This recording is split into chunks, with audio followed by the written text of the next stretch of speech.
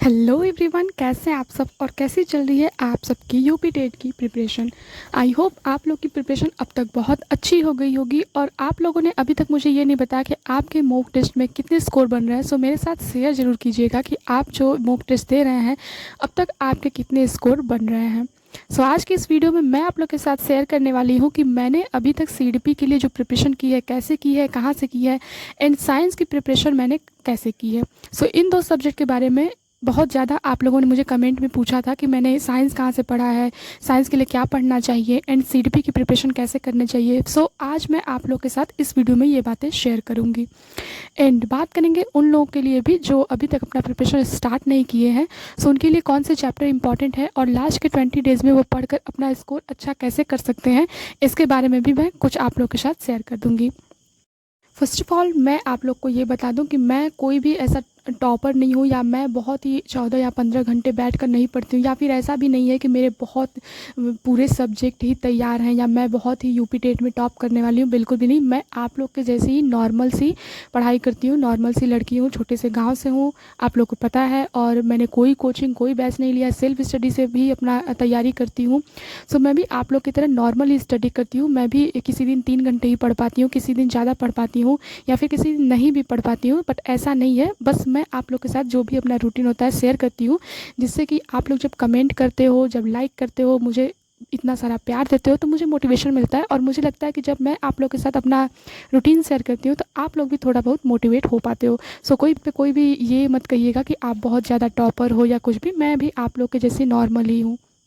So start करते हैं। तो मेरे पास सीडीपी के लिए जो सोर्सेस हैं, सो सबसे पहले मैंने जब स्टार्ट किया था सीडीपी की प्रिपरेशन, तो मुझे कहीं भी ऐसा कोई क्लास नहीं मिला था जहाँ से मैं अच्छे से तैयारी कर सकूँ।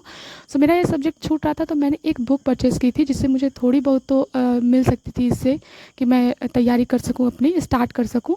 सो मैंने बुक परचेज़ की थी और वो बुक थी सचिन सर की सीडीपी की, और पेपर फर्स्ट एंड सेकेंड दोनों के लिए इम्पॉर्टेंट है बुक।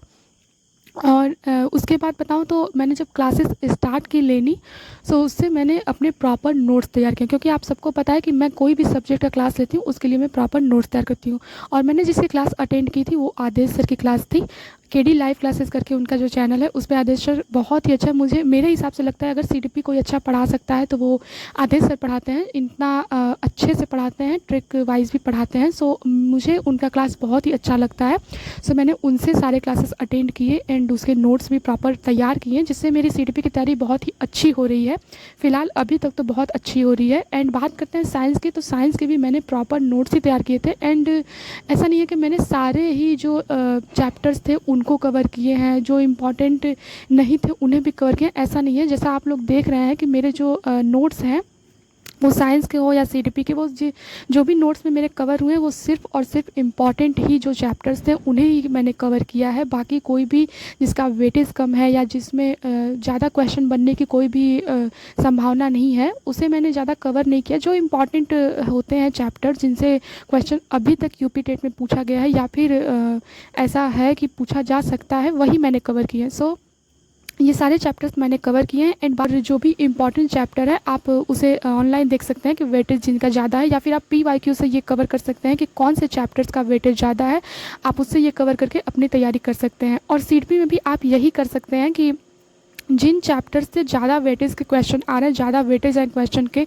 आप सिर्फ और सिर्फ उनकी तैयारी कीजिए। बिकॉज अब हम सबको पता है कि 20 डेज़ ही बचे हैं, तो उसमें आप चाहेंगे कि आप सारा सिलेबस कवर कर लें, तो ऐसा बिल्कुल भी नहीं होगा। सो इम्पॉर्टेंट है कि आप सबसे पहले PYQ एनालाइज कीजिए एंड देन आप सारे क्वेश्चन एंड सारे चैप्टर्स को अटेम्प्ट कीजिए जो कि इम्पॉर्टेंट है सिर्फ उनको।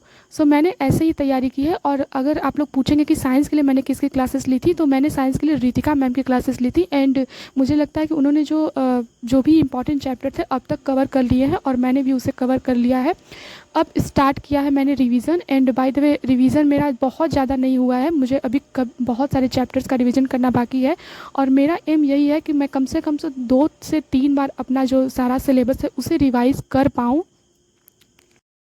मेरी तैयारी तो ऐसे ही चल रही है। एंड अब बात करते हैं उन लोग के लिए जो अपनी प्रिपरेशन अभी स्टार्ट कर रहे हैं, क्योंकि हम सबको पता है कि अब 20 डेज़ ही बचे हुए हैं। आपको अपना जो प्रिपरेशन है वो स्मार्ट वे में स्टार्ट करना होगा। अब ऐसा बिल्कुल नहीं है कि आप सारा सिलेबस कवर करने बैठो। बात करें सीडीपी की, तो आपको सबसे इम्पॉर्टेंट है कि आप सारे साइंटिस्ट का जो भी सिद्धांत है उसे पढ़ें। एंड बुद्धि, व्यक्तित्व और अधिगम, ये 3 चैप्टर बिल्कुल पढ़ें, क्योंकि उससे आपके क्वेश्चन बनते हैं। आप PYQ एनालाइज करेंगे तो आपको पता चलेगा।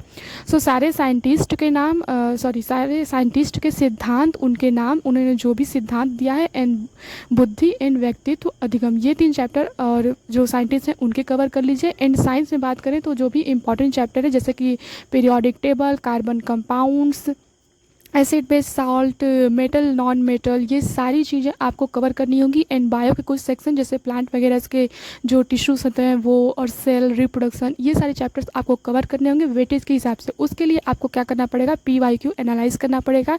जहाँ से क्वेश्चन ज़्यादा बन पा रहे हैं आपको सिर्फ और सिर्फ वही चैप्टर्स कवर करने होंगे, एक्स्ट्रा पढ़ने की कोई ज़रूरत नहीं है।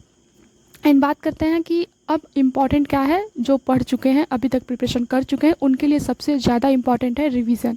आपको बहुत बहुत बहुत ज़्यादा रिवीजन करने की ज़रूरत है, और एक बार नहीं, बिल्कुल 2-3 बार आपको रिवीजन करना पड़ेगा सारी चीज़, तब जाके हमारे माइंड में बिल्कुल वो चीज़ें याद हो जाएंगी। क्योंकि आप सबको पता है कि UP टेट रटने वाली चीज़ें हैं, डायरेक्ट कॉन्सेप्ट पूछा जाता है। तो अब आपको प्रिपरेशन आपके रिविज़न पर ही सारा डिपेंड करता है। मेरी प्रिपरेशन तो ऐसे ही चल रही है। तो आप लोग की प्रिपरेशन कैसी चल रही है, आप लोग मुझे कमेंट में ज़रूर बताइएगा। आज की वीडियो में इतना ही, मिलते हैं नेक्स्ट वीडियो में नेक्स्ट टॉपिक के साथ। अगर वीडियो पसंद आई हो तो लाइक, सब्सक्राइब करना बिल्कुल मत भूलिएगा। तब तक के लिए ऐसे ही मोटिवेट होकर पढ़ते रहिएगा। मिलते हैं नेक्स्ट वीडियो में, तब तक के लिए tata, bye bye, take care.